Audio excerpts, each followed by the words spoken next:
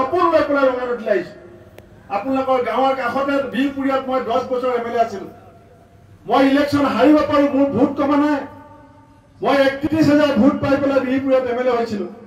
আৰু যোৱাবাৰ যেতিয়া মই হাৰিছোঁ 50,000 ভোট পাইছোঁ মোৰ জনপ্ৰিয়তা কমাৰ কাৰণে মই ৰঙানদীলৈ অহা নাই ৰঙানদী মোৰ জন্মস্থান মোৰ দেউতাইও বিচাৰিছিল যে তুমি ৰঙানদীৰ পৰা প্ৰতিনিধিত্ব কৰা কিন্তু মোৰ দলে মোৰ কংগ্ৰেছ দলে মোক কৈছিল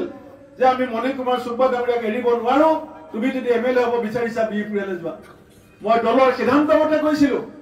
আজি যেতিয়া দলৰ সভাপতি হৈছোঁ মোৰ কেন্দ্ৰীয় নেতৃত্বৰ সৈতে কথা পাতি মই ঘৰৰ ল'ৰা ঘৰলৈ ঘূৰি আহিছোঁ গিৰিমাৰ ৰাজনৈতিক এই যুঁজখনত মই প্ৰত্যক্ষভাৱে জড়িত গিৰিমাৰ জয় আৰু পৰাজয়ৰ লগত 2026 চনৰ ইলেকশ্যনৰ সম্পৰ্ক আছে গিৰিমা যদি ইয়াৰ পৰা জিকি যায় অসমৰ মানুহে জানিব যে ভূপেন বৰা অসম বিধানসভালৈ আহি আছে গিৰিমা যদি ইয়াৰ হাৰি যায় মানুহে জানিব যে অহাবাৰো ভূপেন বৰা অসম বিধানসভালৈ অহাটো ইমান সহজ নহ'ব অসমত ৰাইজে মোক নেতা পাতিছে কিন্তু ৰঙানদীৰ কাৰণে মই বেটা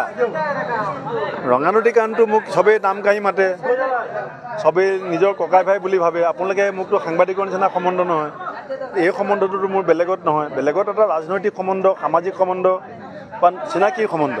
ইয়াততো জন্মগত সম্বন্ধ ইয়াৰ মাটি পানী বতাহৰ লগত মোৰ সম্বন্ধ আছে